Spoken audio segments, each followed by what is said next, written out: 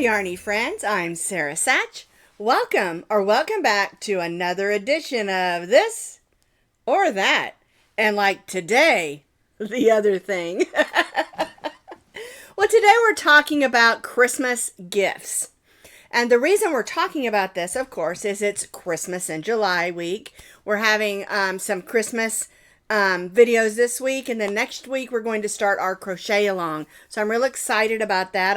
I've got my elf out here to help me. I've got a Christmas blanket. I got a Christmas wreath up there with my cardinal. So I'm a little bit decorated for Christmas. I've even got my naughty or nice shirt on. It says naughty but nice, by the way, not naughty or nice. It's but nice, okay? Well, welcome to my video. We're going to have us some fun today. Are you ready?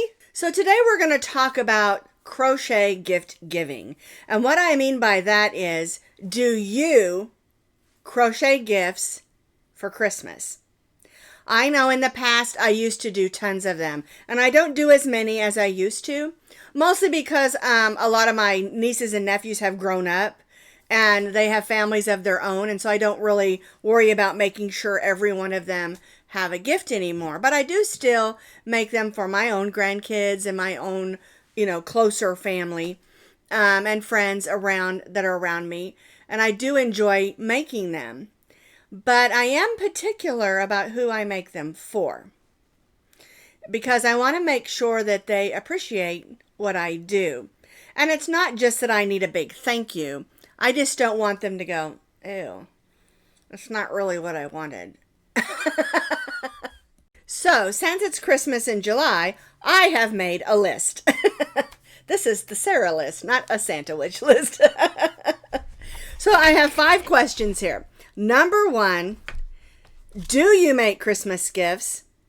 And how do you go about deciding who you make gifts for? And so on here I have written 5 different questions. Number 1 is, how many Christmas gifts do you crochet? And do you plan it right now? It's July, 6 months from Christmas. It's plenty of time to get started on even some bigger projects. If you're like me, right now is when I am planning my Christmas gift giving. Number 2, when you are making your list of who you're going to crochet for, is it mainly for children, for adults, or both? I really prefer to crochet for kids more, but I will crochet for adults as well. And it's just kind of one of those things. I just really like to make little kidsy stuff, and it's a lot of fun. And a lot of times the children's projects work up a lot faster. And a lot of times I'll make a bunch up ahead of time, not really knowing exactly who I'm going to give it to, but I've got it made. And I love to have things around the house that are already like pre-made, ornaments and things like that. When we have people stop by at Christmas and things, or maybe carolers in the neighborhood, and you can give out a little Christmas thing to each one of those and things like that. So I'm making specific gifts for people, but I'm also making things just to have just in case I have some surprise visitors during the Christmas holidays. And that kind of goes with number 3. Do you make it specifically for each person? In other words, if you like to make hats and you want to make sure everybody in your family has a hat, maybe they live in Colorado and it gets cold like it used to when we lived up there, and you make sure everybody has a nice warm hat or maybe ear warmers, do you specifically make them to that person, or you just make a bunch of them up just in case you'll have them? And that's kind of what I kind of do. I do both, like I said, and that's why this number 3 goes along with it. Do you make it specifically for someone, or do you kind of whip up some things so that you'll have it just in case? And number 4 kind of goes along with it, because I wrote down, do you make a list? And I do that when I'm going to make things specifically for people. I'll write down all of the children's names, and as the days go by, I'll ask, what are their favorite colors? And the thing is, you can't ask what kids are into because it changes weekly. This week he may like Superman, and next week, no, I don't like Superman anymore. I like the guy that's made out of a rock, So you just never know, because it changes. It depends on what movie's popular or what cartoon's popular at the time. Or they may be into Roblox this week and then something else next week, And so you have to kind of be careful with that. But it's okay to make those things up. And usually they still really like them, even if that's not what they're into right now, you know. But it is a good idea to know specifically and make a list, you know, say, you know, like my grandson, he loves the color green. I could make him something green. And I did make him a Roblox hat one time. And he would really love it. And my granddaughter is totally into squishmallows. And so if I made something that looks similar to a squishmallow, she would probably just love it.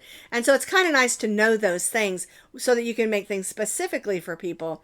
But also it's fun to just make up a bunch of Christmas things to have around. That way you can give them, you know, like if you got a bunch of stuffies made and you have some guests pop in, they've got a child with them, you can say, hey, take one of those stuffies with you, you know, and that will help them have a good Christmas memory.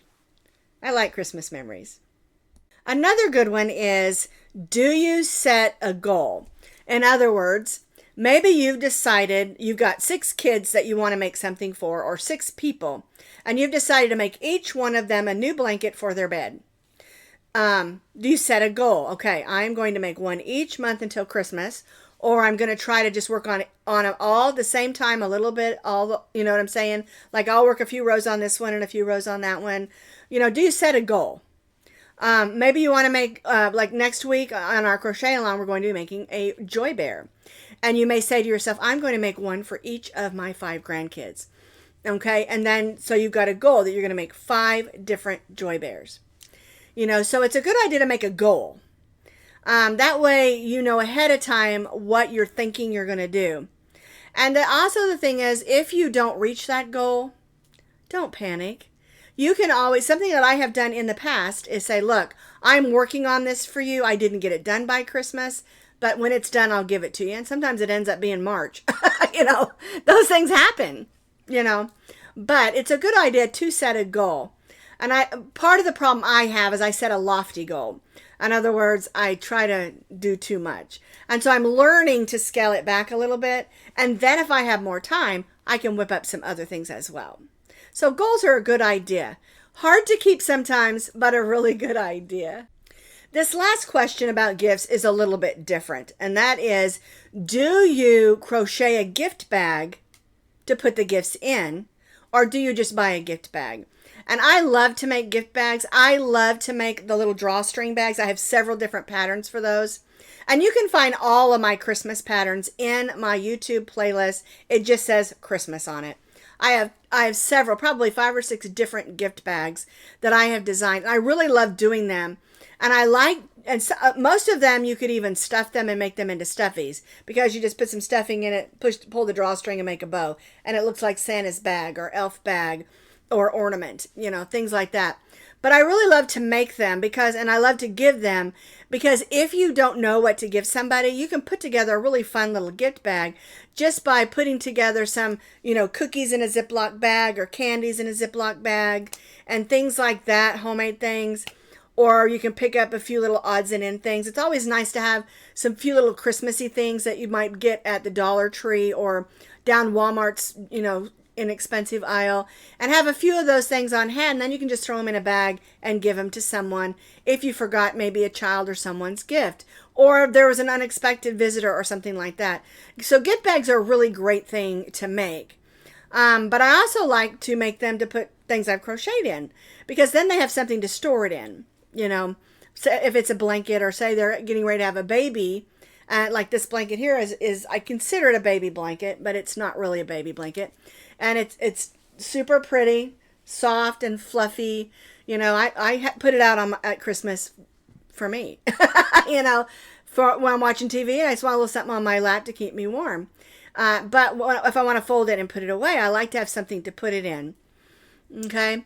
A really neat way to make a fun gift bag is to buy some Christmas or solid color pillowcases.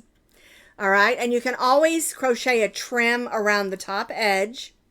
And where that fold comes down, just open a little edge of it and put a drawstring through it and put a pretty Christmas ribbon. And you've got a beautiful bag. And pillowcases are great to put blankets in or big items that you made. At Christmas time, you can find, like at Dollar General and Walmart and Target and places like that, Christmas pillowcases, and they sell them separately. And you can also buy like just a solid red one, or a solid gold one, or just a solid green one, or even just a solid white one. Put that trim around the edge, crochet a trim with some pretty cotton red or variegated or something. Add a pretty Christmas ribbon through where it's folded, and you've got a great gift bag that they can store a blanket in or whatever that you gave them, especially if it's like a Christmas blanket that they're only going to pull out once a year.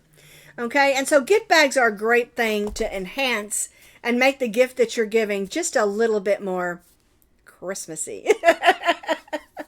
I love Christmas. It's one of my favorite times of year. I love the Christmas lights. I just love everything about it because it seems like everybody is in a good mood around the holidays because they're thinking of other people and what they want to buy and give them. And I like that. I love it when people are just joyful. All right. So I'm going to let you go on that. That's what we had to cover today. And I'm really curious about your answers because that helps me know when and what to design for you. All right. So please feel free to comment. And thank you so much for watching today, and I hope we're going to have a fun Christmas in July.